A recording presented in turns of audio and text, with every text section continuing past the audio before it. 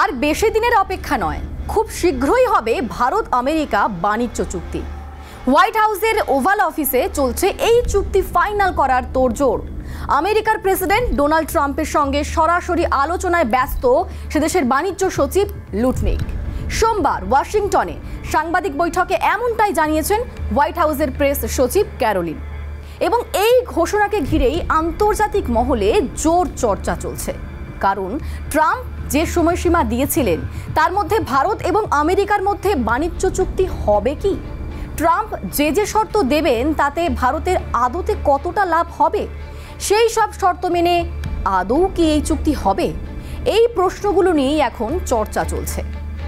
আসলে চীনের সঙ্গে যেভাবে চুক্তি নিয়ে সমঝোতা হয়েছে সেভাবে এত দ্রুত, এত সহজে ভারতের সঙ্গে আমেরিকার চুক্তি সম্ভব নয় বলেই মনে করছেন বিশেষজ্ঞরা। কারণ সেই পথে বেশ কিছু কাঁটা রয়েছে। কি সেই কাঁটা? চুক্তি করতে কোথায় সমস্যা? এগুলো নিয়েই আজ আলোচনা করব আপনাদের সঙ্গে। প্রথমে একটু প্রেক্ষাপটটা বলি। দ্বিতীয়বার ক্ষমতায় আসার পর গত এপ্রিল মাসে বেশ কিছু দেশের পণ্যের উপরেই চড়া শুল্ক আরোপ করেছিলেন মার্কিন প্রেসিডেন্ট ডোনাল্ড ট্রাম্প। তার নয়া শুল্ক নীতির কোপে পড়ে ভারতও। ভারতের ওপর 26% পাল্টা শুল্ক চাপিয়েছিলেন তিনি। এরপর আমেরিকা থেকে যেসব পণ্য আসে তার মধ্যে 29টি পণ্যের ওপর শুল্ক বসানোর জন্য বিশ্ব বাণিজ্য সংস্থাকে বার্তা দিয়েছিল মোদী সরকার, আর জানিয়ে দু দেশের মধ্যে প্রবল বিরোধ হয়েছিল। তারপরে নিজের সিদ্ধান্ত স্থগিতের কথা ঘোষণা করেছিলেন ট্রাম্প প্রশাসন এবং 9 জুলাই পর্যন্ত সময়সীমা বেঁধে দেওয়া হয়েছিল। কিন্তু এই 9 জুলাইয়ের পর আর এই সময়সীমা বৃদ্ধি করতে চান না ট্রাম্প। গত রবিবার নিজেই সেই ইঙ্গিত তিনি দিয়েছেন, মানে যা করতে হবে 8ই জুলাইয়ের মধ্যে করতে হবে। এবং সেসব নিয়ে আলোচনা করতেই কিভাবে চুক্তি হবে, চুক্তির বিষয়গুলো কোন কোন বিষয় থাকবে তা নিয়ে আলোচনা করতে ইতিমধ্যেই ওয়াশিংটনে পৌঁছে গিয়েছেন বাণিজ্য মন্ত্রকের বিশেষ সচিব রাজেশ আগরওয়াল। সোমবার আমেরিকা গিয়েছেন বিদেশমন্ত্রী এস জয়শঙ্করও। এখন বাণিজ্য চুক্তি হবে কিনা সেটাই বড় প্রশ্ন, কারণ চুক্তি নিয়ে দুই দেশের মধ্যেই বেশ কিছু মতবিরোধ রয়েছে। তার মধ্যে বিশেষ করে গাড়ির যন্ত্রাংশ, ইস্পাত এবং কৃষিজাত পণ্যের ওপর শুল্ক নিয়েই দুই দেশের মধ্যে দর কষাকষি চলছে। একমত হতে পারছে না দুই দেশ, এবং এই মতবিরোধ মিটেছে কিনা সেই খবরও কিন্তু এখনো সামনে আসেনি। আমরা দেখেছি যে কদিন আগেই চীনের সঙ্গে চুক্তি করে আমেরিকা।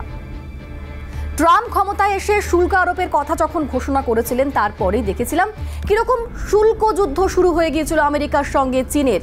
আমেরিকা শুল্ক যুদ্ধের প্রস্তাব দেয়, তারপর পাল্টা দেয় চীন, অর্থাৎ এই পাল্টা প্রস্তাবে একেবারে চূড়ায় পৌঁছে গিয়েছিল এই শুল্ক যুদ্ধের বিষয়টা।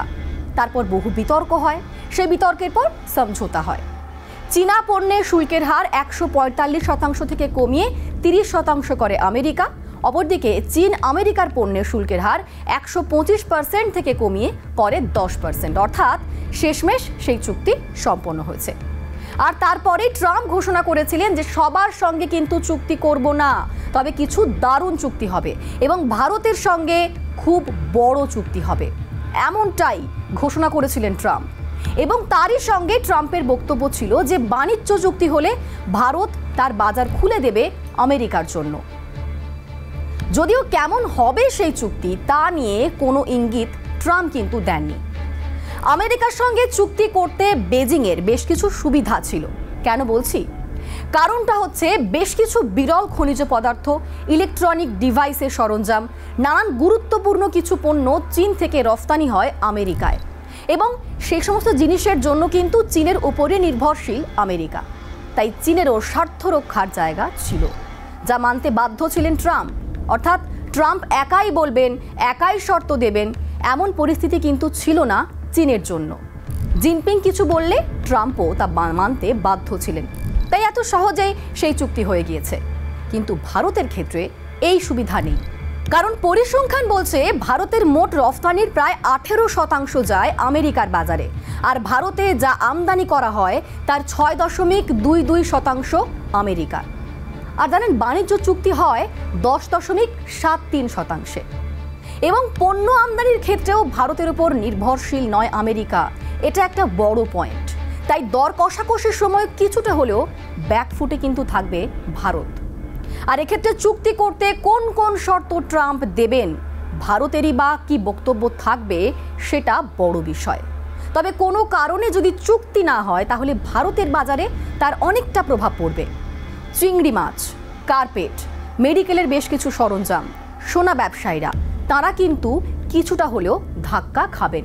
তবে আমেরিকার বাজারে কিন্তু খুব একটা এর প্রভাব পড়বে না। শুধু কিছু গাড়ির পার্টস, সয়াবিন এবং ভুট্টার ক্ষেত্রে ভারত আমেরিকার উপর যদি শুল্ক কমিয়ে দেয় তাহলে তার কিছুটা সুফল পাবে আমেরিকা।